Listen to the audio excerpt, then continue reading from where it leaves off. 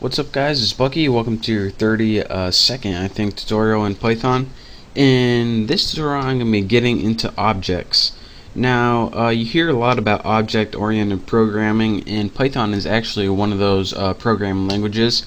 So it's kind of a confusing topic, so I'm going to take it slow and try to explain to you guys exactly what it is, because all the other tutorials on the internet kind of suck at it. So pretty much, an object is a thing that contains data and also has methods. Now, a method in an object is pretty much just like a function, but you call it a method when it's inside an object, and it also uses data from that exact same object. Now, object is a thing that has its built-in attributes to describe it. So, for example, if I was an object, Bucky, you would probably describe me as sexy, like that. So it would be object period attribute to describe it. So Bucky is the object period attribute to describe it. Bucky period man, Bucky period smart. I know I'm full of myself, and besides attributes to go along with objects, objects also have something called methods, as I showed you before, and these are just like functions, except they're in the objects and they use the object's data. So what they would do is have something like this. If Bucky was the object, he would have a method called shave. What else can this object do? Bucky works with your empty parameters, and also Bucky reads. So that is how you would use a method on an object. But before you do any of this stuff, you need to build something called a class. Now what a class does is pretty much your blueprint for your object, and you need to build a class before you can even think about building objects. And it's kind of what your object is based on. So here's how you make a class.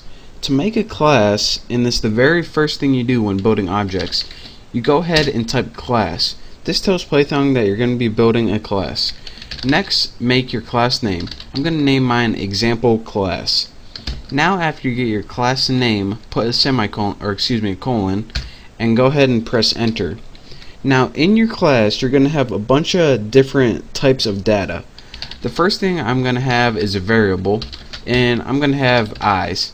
And this is going to pretty much describe your class and going to be overall use for your class. So my eyes are blue, so I'll put a variable in there called eyes blue. Age equals 22. And you can have a bunch of different variables to describe whatever class you're building. Of course, I'm building one that resembles me. Actually, my eyes are brown, but that's not important. Now, after you do this, you can also have something called methods in your class. And to make a method, it's the exact same thing as making a function. So let's go ahead and do that. So you put define, or to create. Let's just make something called this method. And the difference between making a method inside a class and making a function outside it is the methods in your class. The first one has to be self as the first parameter. So let's go ahead, and I'll tell you why that is later. But after you create your method and name it, make sure that first parameter is self. Now let me go ahead and press enter, and let's make this method do something. Let's return, hey, this method, I typed it right, worked. So now we have a method. So inside our class we have one variable that has a string, one variable that has a number, and a method that just returns, hey, this method works. Now let's go ahead and press enter and create our class. Now if you type example class, you can get a weird message, and just showed you that your class was actually created. Now I showed you guys how to build a class, which is pretty much like the blueprint. Now I need to teach you guys how to make an object. And you need an object in order to get the data from your class. So let's go ahead and make an example object, and I'll name mine example object. You can name yours anything you want. And you need to set it equal to the class with empty parameters. So I'm going to put mine example class and have mine empty parameters. Now I just created an object which refers to this blueprint right here. And now with your object you can get all this data inside of it. So you can go ahead and press example object period eyes, and that's how you refer to the variables inside your class or object. And once you press this, you're able to access all the information inside your object or class. So go ahead and press example object. Let's go ahead and get the age 22, and you can also call your methods that you just made with your object using, well, it's probably the same syntax you think.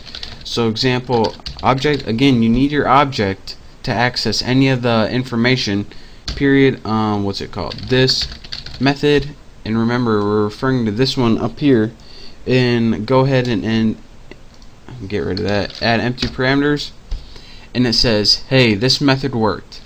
So again, that's how you build a class.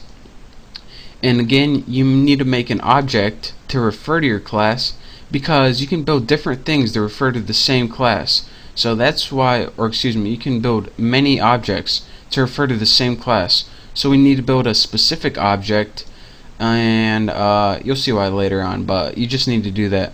And then once you get your object built, you can start referring to the data elements inside your class. So again, you have to put a period and then what element or item you want to refer to. So if you want to refer to the age variable, you have to put your object and then age. And again, if you want to refer to a method, you just put your name of your object and then your method after that. So that's how you can call all your items out from your class.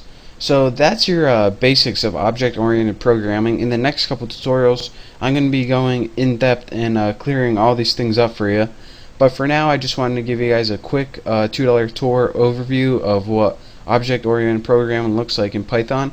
So hopefully you stayed with me a little bit. Hopefully you understand this, and in the next couple tutorials, like I said, I'll be clearing it up. So thank you guys for watching. Make sure to subscribe to my channel, and I will see you next tutorial.